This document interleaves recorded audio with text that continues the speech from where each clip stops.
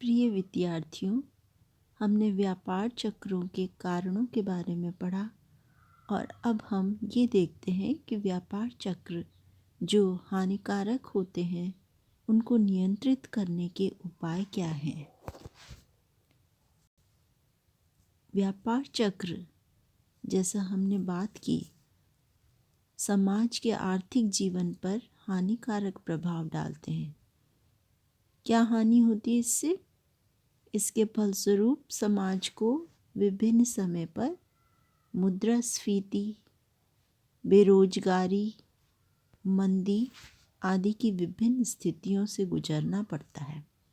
हम जानते हैं कि महंगाई कितनी बड़ी समस्या होती है, बेरोजगारी कितनी बड़ी समस्या होती है और मंदी से हमने देखा कि जब विश्व जूझ रहा है तो बेरोजगारी इत्यादि बढ़ रहे हैं और लोगों का जीवन पर हानिकारक प्रभाव पड़ रहा है।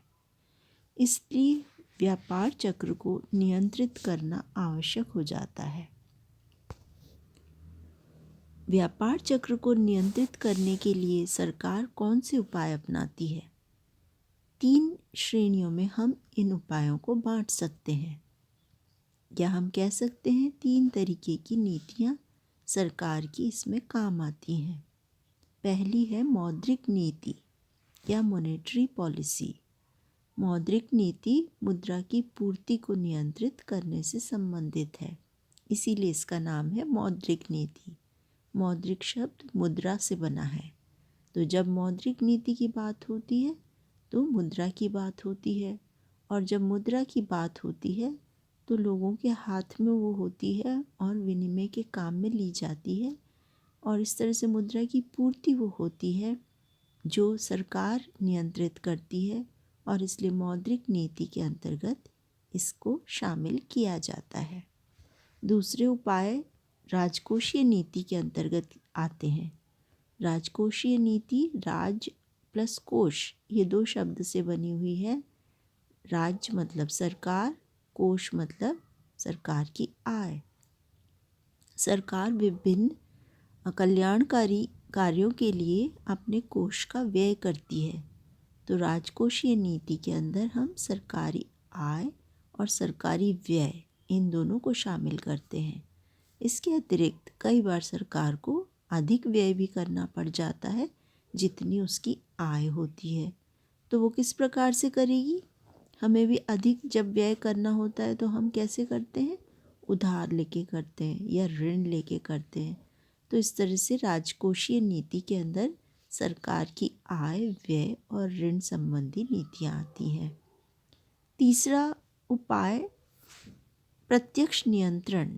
सरकार प्रत्यक्ष रूप से भी व्यापार चक्र पर नियंत्रण लगाने के तरीके अपनाती है। हम इन तीनों का अध्ययन करेंगे।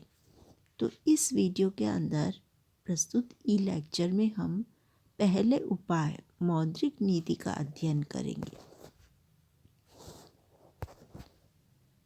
मौद्रिक नीति वह नीति है जिसके द्वारा किसी देश की सरकार अथवा केंद्रीय बैंक विशेष लक्ष्यों को प्राप्त करने के लिए निम्नलिखित को नियंत्रित करती है। तो मौद्रिक नीति जो है वो नियंत्रण की नीति है, और किसके द्वारा की जाती है? सरकार अथवा केंद्रीय बैंक। भारत का केंद्रीय बैंक कौन सा है? Reserve bank of India Bharat का केंद्रीय बैंक है। ये सरकार का बैंकर है, और इस तरह से सरकार और केंद्रीय बैंक जो होता है उसको नोट निर्गमन का अधिकार प्राप्त है। तो जितने भी करेंसी नोट्स आप काम में लेते हैं, बाज़ार में उपयोग में आते हैं, वे सभी केंद्रीय बैंक या रिजर्व बैंक ऑफ इंडिया के द्वारा जारी किए जाते हैं। तो इस तरह से मुद्रा, सिक्के इत्यादि के रूप में सरकार के द्वारा और करेंसी नोट के रूप में केंद्रीय बैंक के द्वारा जारी किए जाते हैं। पहले 1 रुपये का भी नोट चला करता था, कागजी नोट, वो जरूर सरकार के वित्त मंत्रालय द्वारा जारी किया जाता था। उसके ऊपर के सारे करेंसी नोट्स जो हैं वो केंद्रीय बैंक के द्वारा जारी किए जाते हैं। या रिजर्व बैंक ऑफ इंडिया के द्वारा भारत में जारी किए जाते हैं। तो इस प्रकार से सरकार अथवा केंद्रीय बैंक नियंत्रण लगाती है। किन चीज़ों पर लगाती है? मुद्रा की पूर्ति पर नियंत्रण लगाती है। करेंसी नोट कितने छापे जाएं, ये सरकार और केंद्रीय बैंक के हाथ में होता है। मुद्रा लागत या ब्याज की दर को नियंत्रित करती है। मुद्रा की लागत क्या होती है? अगर हम मुद्रा उधार में लेना चाहते हैं तो हमें ब्याज देना पड़ता है। तो ब्याज की दर होती है वो मुद्रा की लागत होती है। ब्याज की दर कौन निर्धारित करता है? ब्याज की दर भी केंद्रीय बैंक द्वारा निर्धारित की जाती है। इस प्रकार से मुद्रा लागत या ब्याज की दर को भी सरकार नियंत्रित करती है मौद्रिक नीति के अंतर्गत। और तीसरा है मुद्रा की उपलब्धता। यदि बैंक उधार देते हैं तो मुद्रा अधिक मात्रा में उपलब्ध होती है। बैंक जब उधार देते हैं तो वो क्रेडिट क्रिएशन करते हैं या साख का निर्माण करते हैं, जिसे हम अलग से बैंकिंग वाले चैप्टर के अंतर्गत पढ़ते हैं। अभी आपके लिए ये जान लेना काफ़ी है कि जब बैंक उधार देते हैं तो उधार की रकम जो है वो इकोनॉमी में आ जाती है, अर्थव्यवस्था में आ जाती है, और इस तरह से मुद्रा की मात्रा बढ़ जाती है, मुद्रा की उपलब्धता बढ़ जाती है। तो ऋणों को कम करके मुद्रा की उपलब्धता को कम किया जा सकता है। इस प्रकार से इन 3 तरीकों से सरकार अथवा केंद्रीय बैंक मौद्रिक नीति के द्वारा इनको नियंत्रित करके व्यापार चक्र को नियंत्रित करती है। Professor D.C. एस्टन के अनुसार मौद्रिक नीति का संबंध ब्याज की दर तथा साख की उपलब्धता को नियंत्रित कर कुल मांग के स्तर तथा संरचना को प्रभावित करने से है। जैसा हमने देखा था, केन्स ने बताया था कि व्यापार चक्रों का कारण है मांग। मांग का स्तर यदि बढ़ जाता है तो उसकी वजह से तेजी की स्थिति आती है, और यदि प्रभावपूर्ण मांग घट जाती है तो मंदी की स्थिति आती है। तो इस तरह विस्तार की स्थिति और संकुचन की स्थिति अर्थव्यवस्था में पैदा हो जाती है और व्यापार चक्र पैदा हो जाते हैं। Professor D.C. एस्टन ने इसी बात पर जोर दिया है। वो ये मान के चलते हैं कि सरकार जब ब्याज की दर परिवर्तित करती है तो उसके द्वारा लोगों के अंदर उधार लेने की प्रवृत्ति पर असर पड़ता है। जैसे कम ब्याज की दर होती है तो लोग अधिक उधार लेना पसंद करते हैं, और ये जो उधार के द्वारा मुद्रा की मात्रा बढ़ती है उसे कहते हैं हम साख। एक तो होती है हमारी आय जो होती है उससे मुद्रा की उपलब्धता हमारे पास होती है, दूसरी होती है यदि हम उधार लेके अपने पास मुद्रा बढ़ाएं, हमारे पास ज़्यादा मुद्रा उपलब्ध हो जाए क्योंकि हमने ऋण लिया है, तो वो कहलाती है साख की उपलब्धता। और इससे मुद्रा की पूर्ति परिवर्तित हो जाती है, और लोगों के पास जब यदि अधिक मुद्रा होती है तो वो मांग भी अधिक करते हैं और मांग में वृद्धि हो जाती है। तो यदि ब्याज की दर बढ़ा दी जाएगी तो लोग कम उधार लेंगे, उनके पास मुद्रा की उपलब्धता, साख की उपलब्धता कम हो जाएगी, अर्थात साख मुद्रा की उपलब्धता कम हो जाएगी और वे वस्तुओं और सेवाओं की मांग भी कम कर सकेंगे, और इस प्रकार से कीमत स्तर प्रभावित होगा, उत्पादन, आय, रोजगार सभी प्रभावित होंगे। मौद्रिक तत्व व्यापार चक्र के उतार चढ़ाव को बढ़ाने का कार्य करते हैं। उतार भी बढ़ते हैं और चढ़ाव भी बढ़ते हैं। किसके द्वारा? मौद्रिक तत्व के द्वारा। एक अवस्था हमने देखी थी विस्तार की अवस्था और एक संकुचन की अर्थव्यवस्था। विस्तार की अर्थव्यवस्था को हम कह सकते हैं तेजी की अवस्था, और संकुचन की अवस्था को कह सकते हैं मंदी की अवस्था। विस्तार की अवस्था जब होती है तो मुद्रा की पूर्ति बढ़ती है, और संकुचन की अवस्था में मुद्रा की पूर्ति कम होती है। इसलिए विस्तार की स्थिति में महंगी मौद्रिक नीति अपनाई जाती है। महंगी मौद्रिक नीति का क्या मतलब है कि उधार महंगी हो जाए, और उधार महंगी कब होती है? जब ब्याज की दर बढ़ा दी जाती है।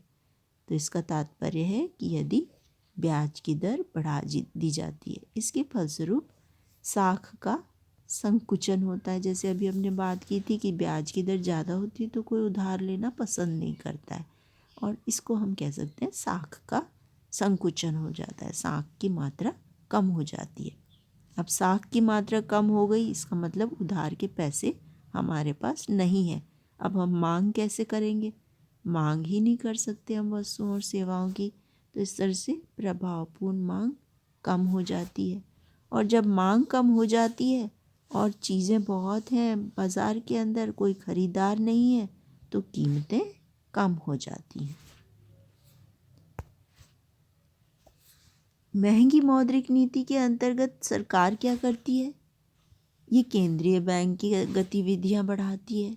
केंद्रीय बैंक क्या करता है?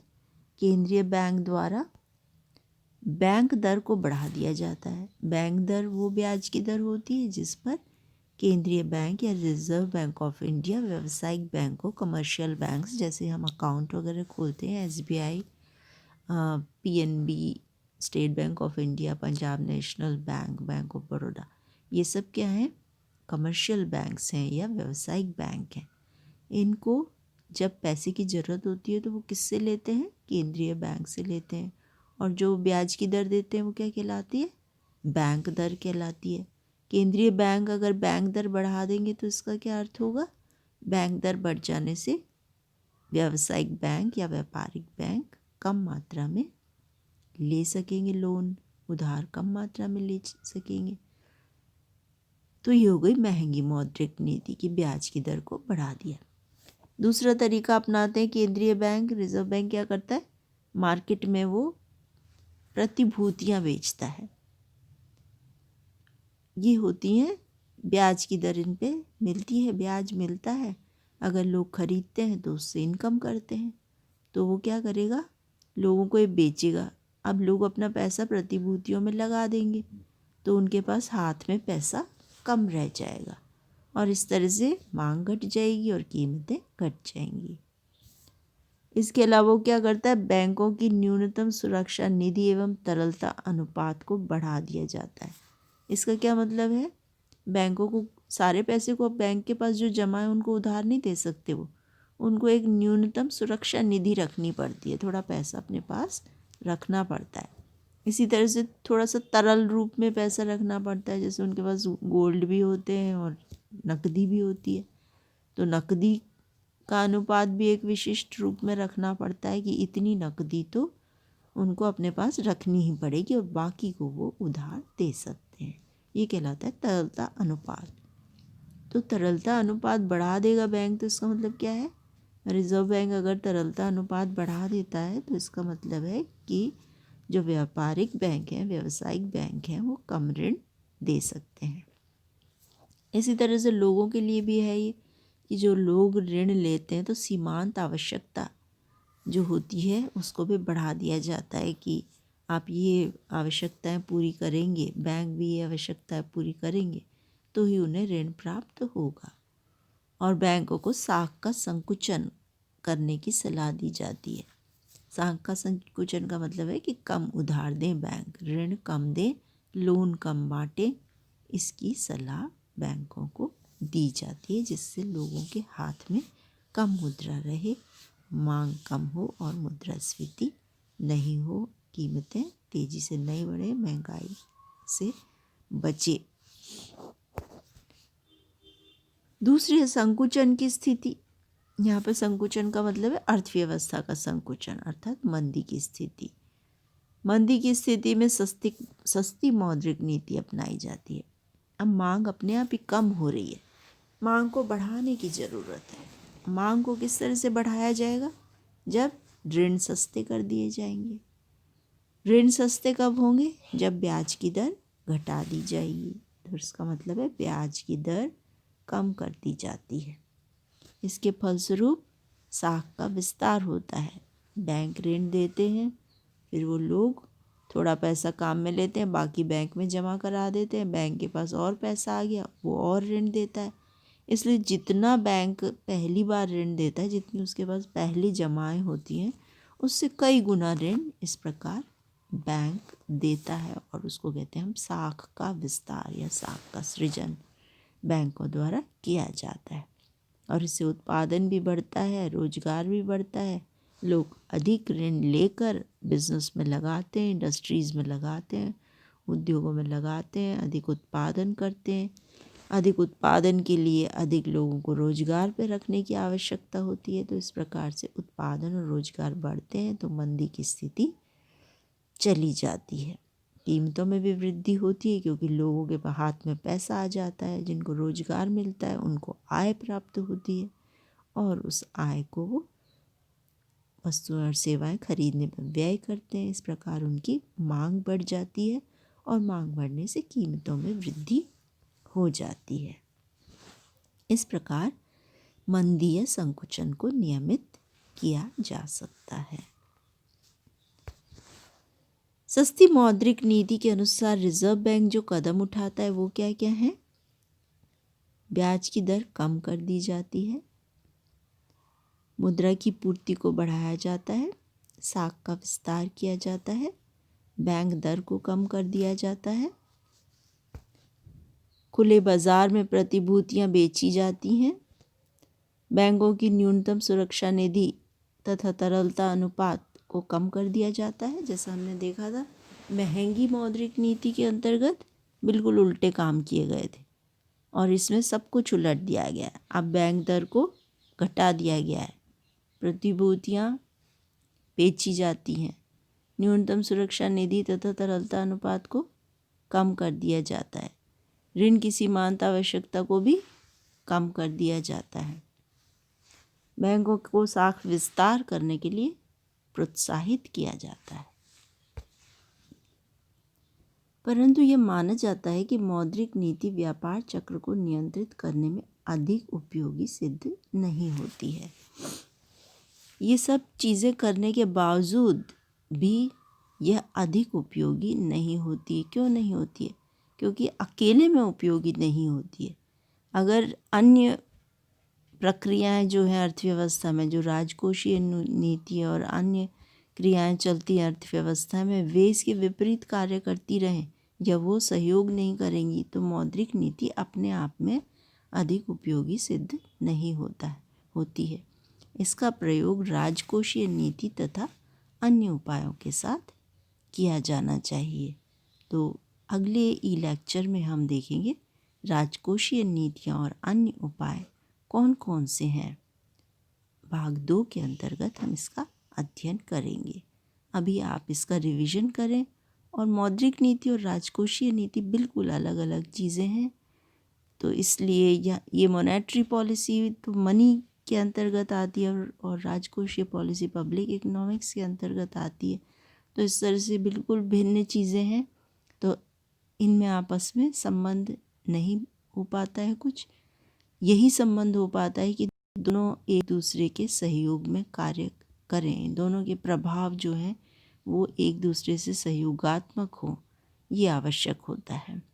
तो इसलिए इसके बारे में जितने भी कंसेप्ट्स हमने देखे हैं उन्हें आप समझें, अच्छी तरह से नोट करें, और मौद्रिक नीति को अपनी को परफेक्ट कर लें, पक्की कर लें कि मौद्रिक नीति के अंतर्गत रिजर्व बैंक और सरकार द्वारा क्या क्या किया जाता है।